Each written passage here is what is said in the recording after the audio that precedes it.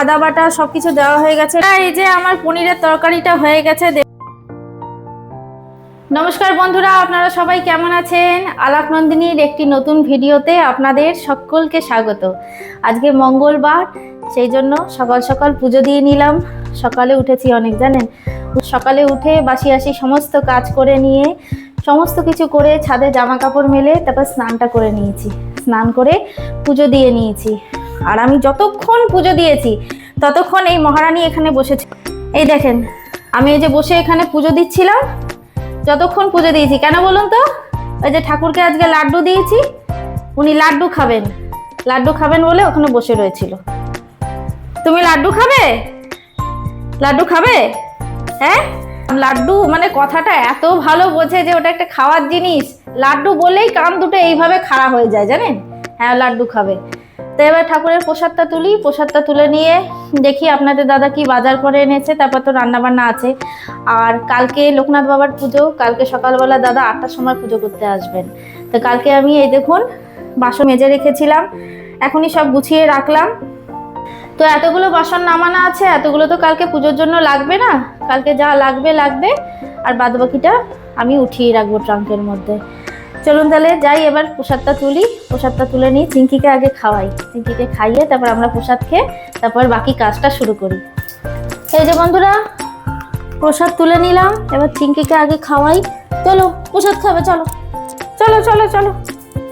খাবে প্রসাদ? খাবে? হ্যাঁ নাও, অল্প একটু কিন্তু, বেশি না। নাও। ঠাকুর বলো, ঠাকুর আমাকে ভালো রেখো, সুস্থ রেখো। মুখে নিয়ে খেয়ে আবার নিচের দিকে তাকায় যে একটা দুটো পড়েছে কিনা, নিচের দিকে তাকিয়েই খেতে যায়। পড়েনি নিচে? আর দেবো না, হয়ে গেছে, প্রসাদ হয়ে গেছে। লাড্ডু আর না, একটু দেবো, আরেকটু নাও।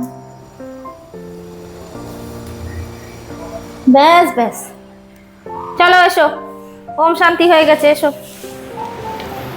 বন্ধুরা, পুজো দিয়ে এসে নিচে দেখি আপনাদের দাদা বাঁধাকপি নিয়ে এসছে। তা আজকে তো নিরামিষ, ঠিকই আছে, একঘেয়ে ঝিঙে পটল ভালো লাগে না রোজ রোজ। তা আজকে বাঁধাকপি তরকারি করে একটু আলু দিয়ে, যেরকম ভাবে করে আর কি নিরামিষ বাঁধাকপি, আদা বাটা, লঙ্কা দিয়ে, লঙ্কা চিড়ে। এই যে আমি কথা বলতে নিয়েছি তো, চিঙ্কি উপরে ছিল, নিচে চলে এসছে। কথা বলতে নিয়েছি, তুমি নিচে চলে এসছো। এই যে আলু কেটে নিয়েছি, বাঁধাকপি, আর এই যে বাঁধাকপি কেটে নিয়েছি, টমেটো কেটে নিয়েছি, আর এইখানে আদাও কেটে নিয়েছি। এই দেখুন, আদাটা গ্রেটারে গ্রেট করে দেব। আলু দিয়ে বাঁধাকপির তরকারি করব আর পনির রান্না করব, আর ভাতটা ওখানে বসিয়ে দিয়েছি। এই আজকে রান্না করব, আর সেরকম কিছু করব না। আবার তো আজকে বিকেলবেলার দিকে একটু বাজারে যেতে হবে, জানেন, কালকে তো লোকনাথ বাবার পুজো। অল্প করে তো একটু ফল প্রসাদ কিছু আনতে হবে, ফুলও আনতে হবে। তো বিকেলের দিকে তাড়াতাড়ি রান্নাটা করে নিয়ে খাওয়া দাওয়া করে বাজারের দিকে যাব। বন্ধুরা, শীতকালের বাঁধাকপি না হলেও বাঁধাকপিটা কিন্তু বেশ ভালো।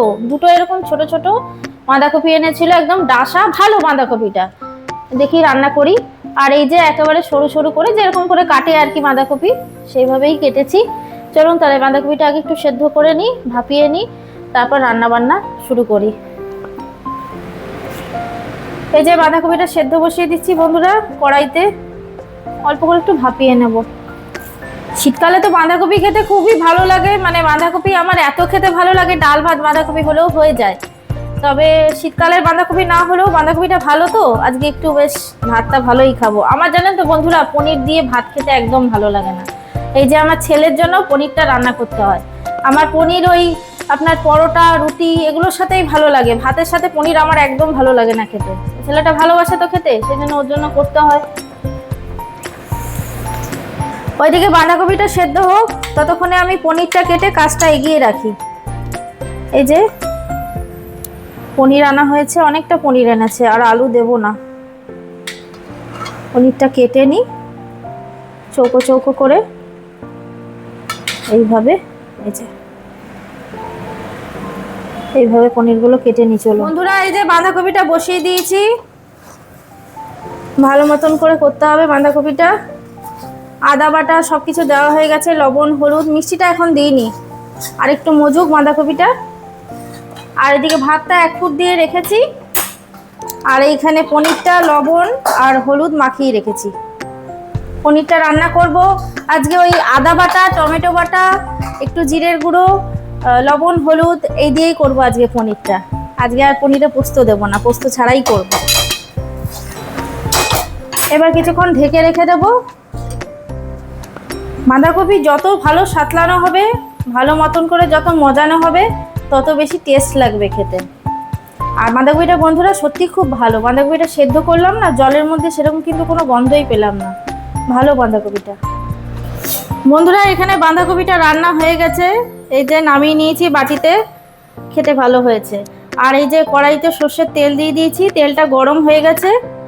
আর এই যে পনিরটা এখানে লবণ হলুদ দিয়ে আগে থেকে মাখিয়ে রেখেছিলাম, পনিরটা চলুন ভেজে নিই। পনিরটা ভেজে নিই।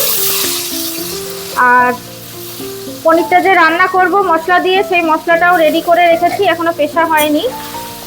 পনিরটা ভাজা হতে থাকুক। এই যে পনিরের মশলা হচ্ছে, এখানে দুটো বড় সাইজের টমেটো কেটেছি, এই যে এখানে আদা কেটে রেখেছি, আর 4টের মতন লঙ্কা। আর এর মধ্যে একটু জিরে গুঁড়ো দিয়ে একটা মিক্সিতে পেস্ট করে নেব। এইটা দিয়ে, এই মশলাটা দিয়েই আজকে পনিরটা রান্না করব। আর এই বেশি করে একটু টমেটো বাটা দিই তো, আর পনিরের ঝোলটা লাল লাল হয়। বাবু বলে, বাহ মা পনিরের ঝোলটা লাল লাল করেছো, ভালো লাগছে তো খেতে। আর টমেটো বাটা, আদা বাটা দিয়ে কিন্তু পনিরের ঝোলটা খেতে ভালোও লাগে কিন্তু। বন্ধুরা এখানে পনিরগুলো ভাজা হয়ে গেছে। আর এই যে তেলের মধ্যে একটু আমি গোটা জিরে আর একটা তেজপাতা ফোড়ন দিয়েছি। আর এইখানে এই যে ওই মশলাটা পেস্ট করে নিয়েছি, অল্প একটু জিরের গুঁড়ো, টমেটো, আদা, লঙ্কা দিয়ে দেবো।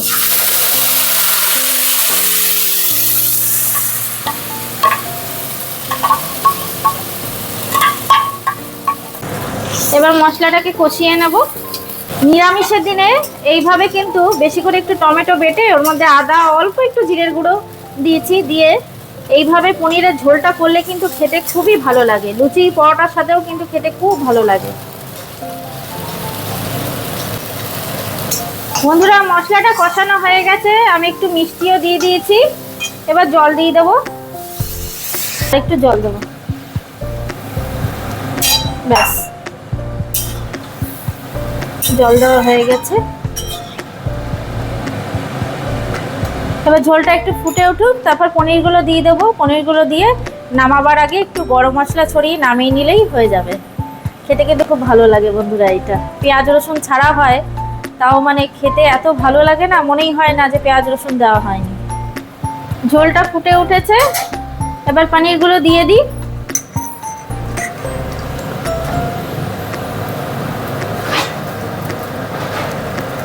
ঝোলটা আর একটু টানাবো, তারপর গরম মশলা দেবো।